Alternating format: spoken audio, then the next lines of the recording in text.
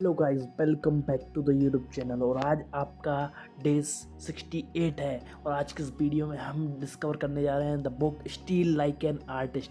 आपको मैं 10 टेकअवे बताऊंगा जो आपको हेल्प करेंगे अपने लाइफ को बेटर करने में और कैसे दूसरों से के आइडिया को अपना बना सकते हैं। ठीक है, and this is one of the best book. ठीक है, 10 things nobody told you about being creative. आप क्रिएटिव और जानना कैसे हो सकते हो। Is a book by Austin Kleon. It's guides for creative individual, provide insights and advice on poster in creativity. ठीक है, आप किस तरीके से आप सामने वाले के आइडिया से इंस्पायर होकर उसको एक नए वे में कैसे डेवलप कर सकते हो। यार is a brief summary we are going to discuss. First, देखो, you need to understand that first, nothing is original. Cleon argued that everything is a remix of what came before. Nothing is entirely original, and creative involves building up existing ideas. ठीक है, समझो इस बात को। हर कोई भी चीज़ original नहीं। कोई ने किसी ना किसी आइडिया को अपडेट किया है, मिक्स किया है और कुछ अपने लगाया, कुछ कहीं से उठाया और फिर उसको डालना चालू कर दिया। चाहे आप यूट्यूब पे देख लो, चाहे आप गाने देख लो, पहले टाइम पे ओरिजिनल सॉन्ग सुने होंगे। ओरिजिनल सॉन्ग बहुत कम आते, ओरिजिनल भी होते ना, कहीं से बीट कहाँ से कॉपी कर ली। देखो, इंस्पायर हर बंदा होता है इंस्पायर, इस बात को समझना होगा।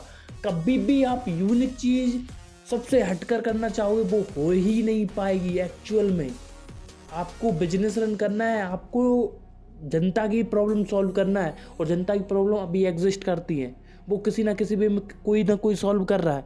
तो उसको एक नए वे में आप कैसे कर सकते हो, दैट्स योर आंसर। और आप वो कर पाए तो आप आराम से कर पाओगे। ठीक है, nothing is original, consider in this mind.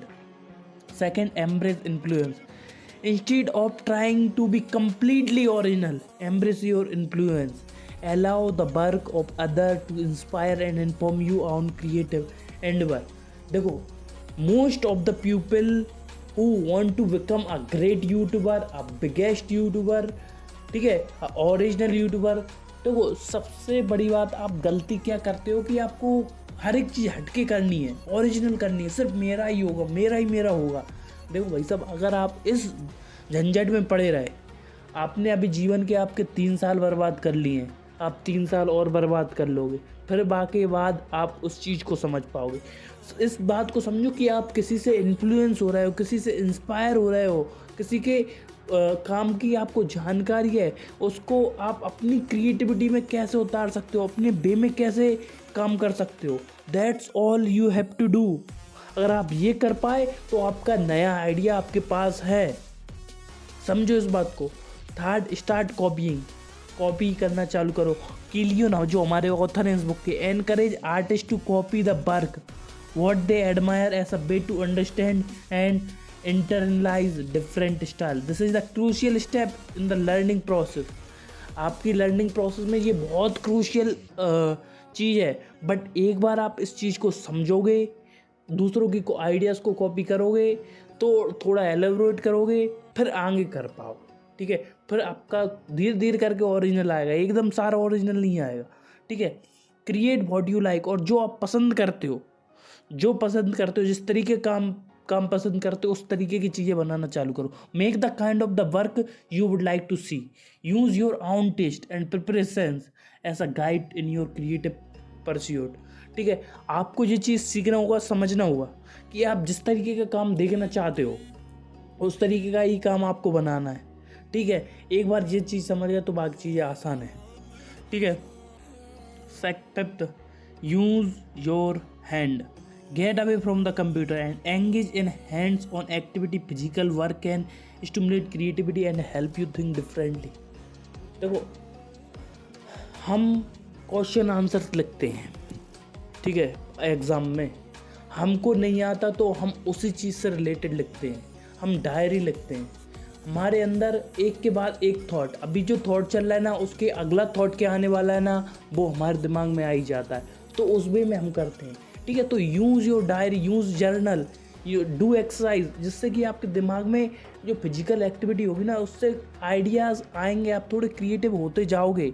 और अगर आप सोचो कि आप 24 घंटे कंप्यूटर पे आपने वीडियो देख ली, ChatGPT पे थोड़ा बहुत काम डाल दिया और उससे काम हो गया। देखो अगर आपको स्टैंड करना है जनता के सामने तो you need to be creative. देखो आप दूसरे को आइडिया कॉपी कर रहे हो कोई बात नहीं, बट आपको खुद भी थोड़ा बहुत एक्स्ट्रा करना पड़ेगा। आपको उसमें और बेटर क्या कर सकते हो इस चीज़ को समझना पड़ेगा। Side projects are important. Pursue side project and hobbies. They can lead to unexpected creative breakthrough and provide a refreshing change from your main work. ठीक है, आपका मेन वर्क जो भी हो, बस जो साइड में आपकी हॉबीज़ हैं, जैसे कि मान के चलिए वीडियोस बनाना, रील्स बनाना, जो भी आपके साइड में हॉबीज़ हैं, बट एक बार आप जो मेन वर्क कर रहे हो उसको काम करने के बाद साइड में थोड़ा उनको भी टाइम देना चालू करो। एक बार आप उनको टाइम दोगे ना, आपके पास धीरे धीरे टाइम बनता जाएगा। ठीक है, और वो आपको इतना दे सकती हैं जितना आपका मेन वर्क आपको नहीं कर रहा। ठीक है। 7th, share your work. इसको समझो, don't be afraid to share your creation with others. Share your progress, the things you love and it may lead to valuable connection and feedback. देखो अब आपको पता है, आपको वीडियो बनाना बढ़िया लगता है, फिटनेस से रिलेटेड या मोटिवेशन से रिलेटेड। अगर आपको पता है, आपको बढ़िया लगता है तो उस पर काम करो ना। रोका किसने? Who have stopped you from doing that thing? तो करो उस चीज़ को, और उस चीज़ को करोगे तो धीरे धीरे रिजल्ट भी आएंगे, और रिजल्ट आएंगे तो बदलाव भी आएगा, और बदलाव आएगा तो फीडबैक भी आएंगे, और फीडबैक आएंगे तो आप अपने आप को इम्प्रूव कर सकते हो। ठीक है। 8th, teach what you know. अब देखो ये बहुत सिंपल मेथड है बट बहुत इम्पोर्टेंट मेथड है। Teaching is powerful way to solidify your own understanding of a subject, share your knowledge and insights with others।